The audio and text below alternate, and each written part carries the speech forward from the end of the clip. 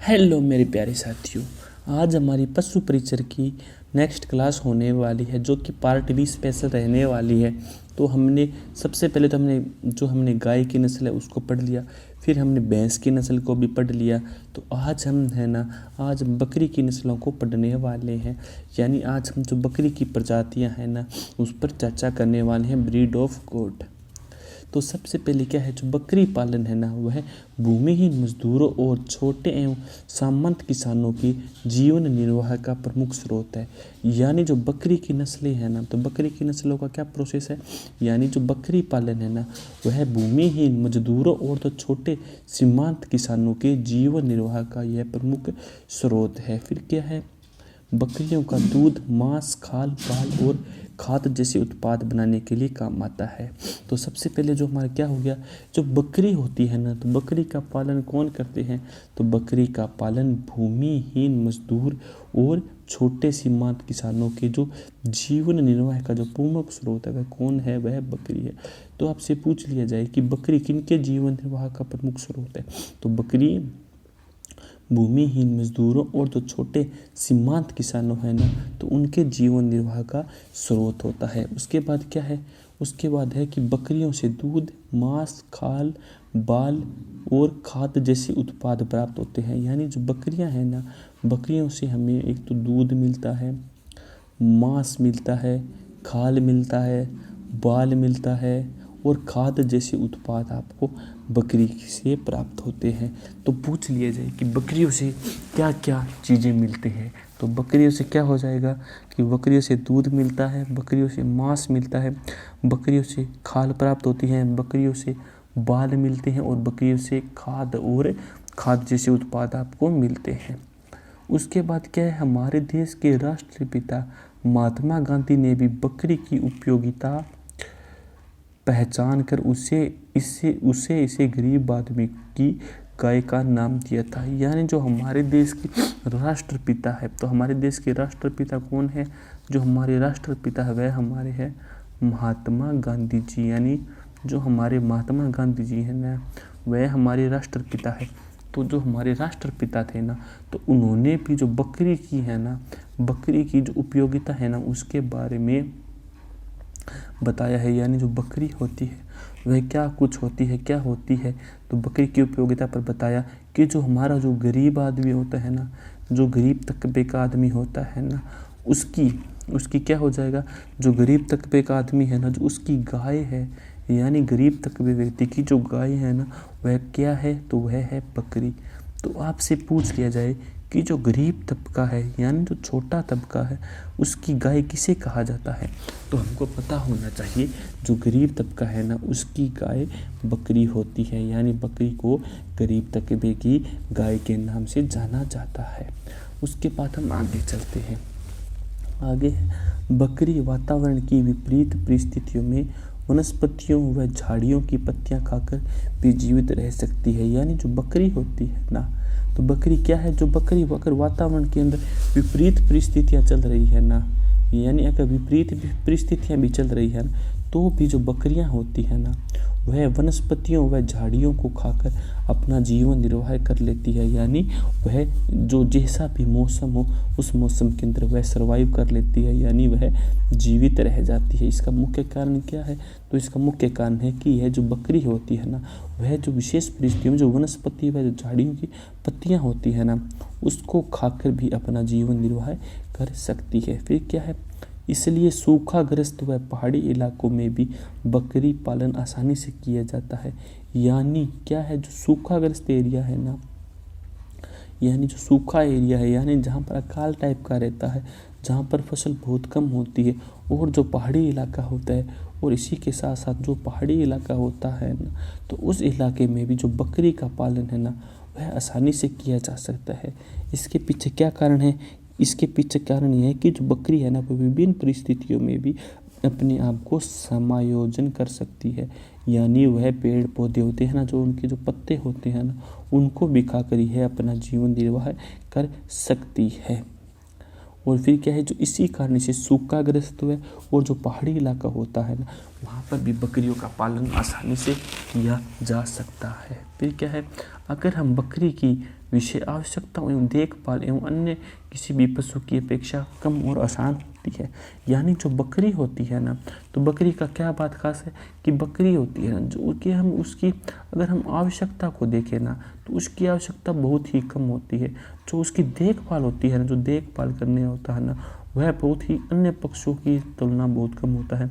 जैसे अगर हम गाय या फिर भैंस पालते हैं तो उसकी देखरेख हमें ज़्यादा करनी पड़ती है, लेकिन जो बकरी होती है ना, उसकी देखरेख इतनी ज़्यादा नहीं होती है। अगर यह विपरीत मौसम है ना, उसमें भी यह अपना सर्वाइव कर पाती है। इसका पीछे कारण क्या है कि वह किसी भी प्रकार की जो भी वनस्पतियाँ उसे मिलती है ना, जो भी उसे झाड़ियाँ मिलती है ना, तो उसे खाकर वह अपना जीवन निर्वाह कर सकती है। इसीलिए जो बकरी होती है ना, जो उसको पालने और देख रेख की जो क्षमता है ना, वह अन्य पशुओं की अपेक्षा कम होती है।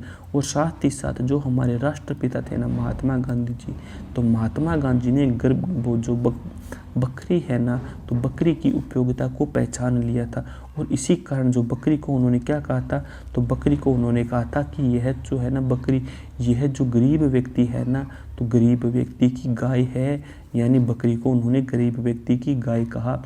और जो बकरियां होती हैं ना, वह कैसा भी मौसम हो, अगर कहीं पर सूखाग्रस्त एरिया है या फिर कहीं पर बर्फबारी वाला एरिया है, तो वहाँ पर भी बकरी का पालन किया जा सकता है। वहाँ पर भी बकरी को पाला जाता है और वह भी वहाँ सर्वाइव कर पाती है। उसके बाद क्या है, उसके बाद है कि राजस्थान में बकरियों की संख्या 61.16 मिलियन है। यानी राजस्थान के अंदर अगर बकरियों की संख्या की बात करें तो राजस्थान की बकरी है 21.66 मिलियन है। यानी राजस्थान के बकरियों की संख्या 21.66 मिलियन है। उसके बाद क्या है, उसके बाद है कि भारत में बकरी की 20 नस्लें उपलब्ध है। यानी जो हमारा देश भारत है, तो भारत के अंदर जो बकरी है ना, तो बकरी की आपको 20 नस्लें देखने को मिल जाती है। यानी भारत के अंदर बकरी की 21 नस्ल उपलब्ध है। उसके बाद क्या है, उसके बाद है कि बकरी को रेगिस्तान का चलता फिरता फ्रिज या रनिंग डेयरी या डबल एटीएम भी कहते हैं, क्योंकि इसमें कभी भी दूध निकाल कर ताज़ा ही उपयोग में ले सकते हैं। तो जो बकरी होती है ना, तो बकरी को क्या कहा जाता है राजस्थान के अंदर, बकरी को राजस्थान के अंदर चलता फिरता फ्रिज भी कहा जाता है। यानी बकरी को चलता फिरता फ्रिज भी कहा जाता है। इसके पीछे क्या कारण है, इसके पीछे यही कारण है कि जो बकरी होती है ना, उसका दूध कभी भी निकाला जा सकता है और ताज़ा दूध लिया जा सकता है। यानी जो बकरी है ना, तो बकरी का दूध कभी भी निकाल कर उसको उपयोग में लिया जा सकता है। साथ ही साथ इसे रनिंग डेयरी भी कहते हैं, यानी दौड़ती हुई डेयरी इसको। तो जो हमारी राजस्थान के अंदर बकरियों की संख्या है, तो हमारी राजस्थान की बकरियां हैं हमारी 21.66 मिलियन है। उसी के साथ साथ जो हमारी राजस्थान है ना, तो राजस्थान के अंदर हमारी जो बकरी है ना, तो बकरी की 20 नस्लें उपलब्ध है। यानी जो हमारा भारत देश है ना, तो भारत देश के अंदर बकरियों की 20 नस्लें उपलब्ध है। उसके बाद क्या है, उसके बाद है कि जो बकरी होती है ना, तो बकरी को चलता फिरता फ्रिज के नाम से भी जाना जाता है। तो आपसे यह पूछ लिया जाए कि जो चलता फिरता फ्रिज है उसे कौन सा है, किसे कहते हैं, चलता फिरता फ्रिज बकरी को कहते हैं। फिर क्या है, बकरी को रनिंग डेयरी भी कहते हैं, यानी दौड़ती हुई डेयरी, रनिंग डेयरी के नाम से भी जाना जाता है। फिर इसको डबल एटीएम के नाम से भी जाना जाता है। यानी जो बकरी की नस्ल है ना, इसको डबल एटीएम के नाम से भी जाना जाता है, क्योंकि इसमें कभी भी दूध निकाल कर ताज़ा ही उपयोग दे सकते हैं। क्योंकि जो हमारी बकरी होती है ना, तो बकरी का दूध कभी भी निकाल कर इसको जो फ्रेश दूध को हम यूज में ले सकते हैं। फिर क्या, राजस्थान में बकरियों की 3 प्रमुख नस्लें पाई जाती हैं। यानी जो हमारा राजस्थान है ना, तो हमारे राजस्थान के अंदर जो बकरियां हैं ना, उनकी 3 प्रमुख नस्लें पाई जाती है। तो उसके अंदर हमारी कौन कौन सी है, उसके अंदर सिरोही हो जाती है, सबसे पहले होगी इसके अंदर राजस्थान के अंदर सिरोही हो जाती है। फिर हो जाती है एक बकरी हो जाती है हमारी मारवाड़ी, और एक बकरी हमारी हो जाती है जकराना और झालावाड़ी। उसके बाद जो हमारी पहली बकरी है ना जमुनापारी, उस पर अब हम चर्चा करते हैं। जमुनापारी बकरी पर थोड़ी हम चर्चा कर लेते हैं कि ये बकरी किस प्रकार है, क्या इसकी नस्ल है, इसके बारे में हमें पूर्णतः पता होना चाहिए। तो जो हमारी जमुनापारी बकरी है, तो जमुनापारी बकरी की अगर हम उत्पत्ति की बात करें, या जो जमुनापारी नस्ल की बकरी है इसकी उत्पत्ति कहाँ से हुई है, तो यह भी हमको पता होना चाहिए। तो जमुनापारी नस्ल की जो बकरी है ना, तो इसका उत्पत्ति या स्थानीय वितरण पर बात करें तो उत्तर प्रदेश का जो इटावा जिला है ना, वो इस नस्ल का मूल उत्पत्ति स्थान माना जाता है। यानी जो जमुनापारी है ना, तो जमुनापारी है ना जो है ना बकरी, तो इस बकरी का जो उत्तर प्रदेश है ना, यूपी का इटावा जिला इस नस्ल का मूल उत्पत्ति स्थान माना जाता है। तो आपने एक बात नोटिस जरूर की होगी कि जो सबसे ज़्यादा पशुधन है ना, सबसे ज़्यादा जो उनका उत्पत्ति क्षेत्र है वह सबसे ज़्यादा यूपी के अंदर है। यानी यूपी के अंदर लगभग पशुओं की जो नस्ल है ना, वह यूपी से ही निकल कर आई है। तो जो हमारी जमुनापुरी बकरी है, तो इसका मूल स्थान कौन सा हो गया? जो हमारी जमुनापुरी बकरी है ना, तो इसका मूल स्थान हो गया यह उत्तर प्रदेश के इटावा जिला इस नस्ल का मूल उत्पत्ति स्थान माना जाता है। फिर क्या है कि इस नस्ल की जो बकरियां हैं ना, तो इस नस्ल की जो बकरी है ना, वह यमुना तथा चंबल नदी के बीच के क्षेत्र में अधिकांशतः पाई जाती है। तो क्या हो गया कि जो जमुनापुरी बकरी है ना, तो इस नस्ल की बकरी है ना, तो यमुना हो गया एक तो हमारा, और एक हमारा हो गया चंबल। तो चंबल नदी के जो बीच का क्षेत्र है ना, तो उसमें अधिकांशतः यह बकरी पाई जाती है। फिर है कि इस नस्ल की शुद्ध वंशीय पशु उत्तर प्रदेश के इटावा जिले के चक्रनगर शासन गांव के आसपास के क्षेत्र में पाए जाते हैं।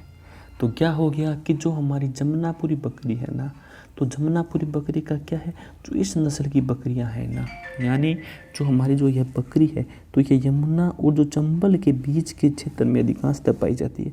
तो आपसे पूछ लिया था कि जो जमुनापारी बकरी है ना, तो जमुनापारी जो बकरी है वह सबसे ज़्यादा कहाँ पाई जाती है? तो जमुनापारी जो बकरी है ना, तो वह हो जाएगी हमारी एक तो यमुना, सबसे पहला तो हो जाएगा यमुना, और जो चंबल नदी है ना, जो उसके जो बीच का क्षेत्र है ना, वहाँ यह बकरी सबसे ज़्यादा पाई जाती है। फिर क्या है, जो इस नस्ल के शुद्ध वंशीय है ना, यानी जो यह नस्ल है ना, तो इस नस्ल के शुद्ध वंशीय पशु है ना, वह उत्तर प्रदेश के इटावा जिले के चक्रनगर और शासन गांव के आसपास के क्षेत्र में पाए जाते हैं। यानी जो यह नस्ल है ना, तो इस नस्ल के शुद्ध वंशीय पशु उत्तर प्रदेश के इटावा जिले के चक्रनगर शासन गांव के आसपास के क्षेत्र में पाए जाते हैं। फिर हम आगे चलते हैं। अगर हम इसकी विशेषताएं पर बात करें, यानी जो हमारी जमुनापुरी बकरी है, अगर इसकी विशेषताओं पर चर्चा करें तो इसके अंदर क्या कुछ विशेषता है, तो इसका भी हमको पता होना चाहिए कि इस बकरी के अंदर कौन कौन सी विशेषताएं हैं जिस कारण यह बकरी फेमस है, यानी प्रसिद्ध है। तो इसकी विशेषता की बात करें तो जो जमुनापुरी बकरी है ना, तो जमुनापुरी बकरियां बड़े आकार की होती हैं, यानी आपको इस प्रकार की होती हैं जो जमुनापुरी बकरियां। तो जमुनापुरी बकरियां का आकार क्या हो जाता है? आकार इनका बड़ा हो जाता है। फिर जो इनका माथा है ना, यानी जो जमुनापुरी बकरी है, इनका माथा चौड़ा और उठा होता है। यानी जो क्या हो गया, यानी जो हमारी जमुनापुरी बकरी है ना, तो जमुनापुरी का जो माथा होता है ना, तो माथा इसका चौड़ा होता है और उठा हुआ होता है। फिर क्या है, जो इसके कान है ना, इसके कान लंबे लटके हुए एवं चौड़े होते हैं। यानी जो हमारी जमुनापुरी नस्ल की बकरी है, जो इसके कान होते हैं ना, तो इसके कान एक तो लंबे होते हैं और साथ ही साथ इसके जो कान है ना, इसके कान लटके हुए होते हैं। यानी जो जमुनापुरी नस्ल की बकरी है ना, तो क्या हो गया, जमुनापुरी नस्ल की बकरी है ना, तो वह बड़े आकार की होती है और इनका माथा चौड़ा और उठा होता है। फिर क्या है, इसके कान लंबे लटके हुए एवं चौड़े होते हैं। यानी जो जमुनापुरी बकरी है ना, तो इसके कान क्या है, लंबे लटके हुए एवं चौड़े होते हैं। फिर क्या है, जो इसका मुंह है ना, यानी जो जमुनापुरी बकरी का मुंह है वह लंबा, नाक रोमन, सींग छोटे एवं चपटे होते हैं। यानी जो हमारी जमुनापुरी बकरी है ना, तो उसका मुंह किस प्रकार होता है, उसका मुंह इस प्रकार लंबा होता है। मुंह लंबा, कान क्या है, कान इसके रोमन होते हैं, यानी इस प्रकार इसके कान होते हैं। और इनके जो सींग है ना, तो इनके सींग इस प्रकार छोटे छोटे होते हैं एवं चपटे होते हैं, यानी सींग इनके छोटे और चपटे होते हैं। फिर क्या है, इनकी शरीर का रंग एक सा नहीं होता है, परंतु प्राय सफ़ेद, शरीर पर भूरे, काले और चमड़े के रंग के धब्बे हो सकते हैं। यानी जो जमुनापारी बकरी है ना, जो इनकी जो शरीर का रंग है ना, तो इसके जो शरीर का रंग वह एक समान नहीं होता है। यानी इसके शरीर का रंग एक सा नहीं होता है, परंतु प्राय जो सफ़ेद शरीर है ना, तो सफ़ेद शरीर जिस पर भूरे, काले या फिर चमड़े के रंग के धब्बे हो सकते हैं। यानी क्या है, जो इसका शरीर पर है ना, तो इसके शरीर पर भूरे, काले और चमड़े के रंग के धब्बे हो सकते हैं। जो इनकी टांगे हैं ना, तो इनकी टांगे लंबी होती है। अगर जो जमुनापुरी बकरी होती है ना, तो उसकी टांगे कैसी होती है, उसकी टांगे लंबी होती है। वो जो पिछली टांगों पर लंबे घने बाल होना इस नस्ल की विशेषता है। यानी जो यह जमुनापारी बकरी है ना, जो इसके पिछले टांग होते हैं ना, तो पिछले टांगों पर इसके लंबे घने बाल होना ही इस नस्ल की विशेषता है। यानी इसके जो पिछले टांग पर आपको लंबे घने बाल देखने को मिल जाते हैं। फिर वयस्क बकरी का भार 90 किलो तक होता है। यानी जो ये है वयस्क, जब यह बकरा होता है ना इस नस्ल का, तो इसका भार 90 केजी तक होता है तथा बकरी का शरीर का भार 60 किलो तक होता है। यानी जो इसके बकरे का वजन है ना, वह तो बकरे का वजन तो इसका 90 किलो तक होता है, जो जबकि जो बकरे के जो शरीर का भार है ना, वह 60 केजी तक ही होता है। अगर हम इसकी उपयोगिता पर बात करें, तो इस नस्ल के पशु दूध उत्पादन तथा मांस उत्पादन के लिए पाले जाते हैं। यानी जो जमुनापारी बकरी है ना, इसको पालने का मुख्य उद्देश्य क्या है, तो इसका पालने का मुख्य उद्देश्य सबसे पहले तो हो जाएगा पशु दूध उत्पादन, और इसी के साथ साथ यह हो जाएगा मांस उत्पादन, यानी मांस के लिए पाला जाता है। फिर क्या है, इस नस्ल के पशु कठोर तथा ग्रामीण इलाकों में पालने के लिए उपयुक्त है। यानी जो यह नस्ल है ना, तो इस नस्ल के जो पशु है ना, वह एक तो कठोर और जो ग्रामीण इलाका होता है ना, वहाँ पालने के लिए एकदम उपयुक्त है। 250 दिन यानी 250 दिन के दूध काल में बकरियाँ 360 से 554 किलोग्राम तक दूध देती है। यानी जो 250 दिन के दूध काल में, यानी 250 दिन के दूध काल के दौरान यह बकरियां 360 से लेकर 554 किलोग्राम तक दूध देती है। यानी जो यह बकरी 250 दिन दूध देती है ना, तो यह 250 दिन के अंदर 360 से लेकर 554 किलोग्राम तक दूध दे देती है, जिसमें औसतन 3.5 से 5.0% वसा होती है। यानी आपसे पूछ लिया जाए कि जो जमुनापारी नस्ल की बकरी होती है, तो उसके दूध में जो वसा का प्रतिशत है वह कितना है, वह 3.5 से आपका 5% तक है। तो एक बार और हम पुनः आज के टॉपिक पर चर्चा कर लेते हैं। तो सबसे पहले क्या हो गया, सबसे पहले हो गया बकरी की नस्लें। तो बकरी पालन क्या है कि बकरी पालन भूमिहीन मजदूरों और छोटे एवं सीमांत किसानों के जीवन निर्वाह का प्रमुख स्रोत है। बकरियों से दूध, मांस, खाल, बाल और खाद जैसे दूधों का उत्पादन होता है। जो हमारे देश के राष्ट्रपिता थे ना महात्मा गांधी, तो महात्मा गांधी जी ने भी बकरियों की उपयोगिता पहचान कर ही इसे गरीब आदमी की गाय का नाम दिया है। फिर क्या है, बकरी वातावरण की विपरीत परिस्थितियों में वनस्पतियों व झाड़ियों की पत्तियां खाकर भी जीवित रह सकती है। इसलिए सूखाग्रस्त व पहाड़ी इलाकों में भी बकरियां पालना आसानी से नहीं किया जा सकता। बकरी की आवश्यकता एवं देखभाल अन्य किसी भी पशु की अपेक्षा आसान है। और राजस्थान में बकरियों की संख्या 21.66 मिलियन है। भारत में बकरी की 20 नस्लें उपलब्ध हैं। बकरी को रेगिस्तान का चलता फिरता फ्रीज या फिर रनिंग डेयरी एवं डबल एटीएम भी कहते हैं, क्योंकि इसमें कभी भी दूध निकाल कर ताज़ा ही उपयोग में ले सकते हैं। राजस्थान में बकरियों की 3 प्रमुख नस्लें पाई जाती है, जिसमें सिरोही, मारवाड़ी, चक्राना और झालावाड़ी है। तो जो हमारी बकरी की नस्ल है उस पर हम विस्तृत चर्चा कर लेते हैं कि जो हमारी बकरी की नस्लें हैं, तो बकरी की नस्ल के बारे में क्या कुछ विशेष है। तो जो बकरी की नस्ल है ना, तो उसको सबसे ज़्यादा जो भूमिहीन मजदूर है या फिर जो छोटे सीमांत किसान वह जीवन निर्वाह के लिए बकरियों को पालते हैं।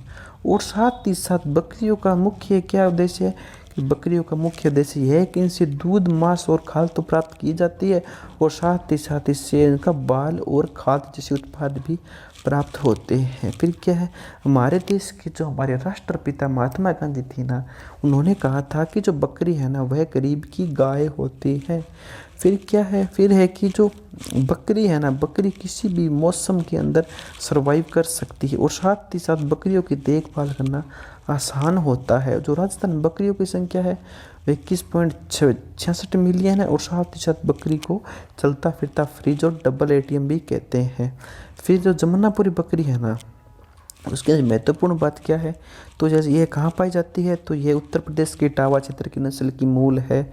और ये फिर क्या है, जो यह इसकी विशेषताओं पर बात करें तो इसका क्या हो जाता है, जो इसके वयस्क बकरी का वजन 60 किलोग्राम तक होता है, बकरी का वयस्क बकरी का 90 तक और बकरी का 60 तक होते हैं। जो ये गाय है ना, बकरी है ना, यह 250 दिन के समय के अंदर आप 360 से 355 मिलीलीटर दूध देती है और इसका जो औसतन दूध के अंदर प्रतिशत वसा है ना 3.5 से 5.0 है।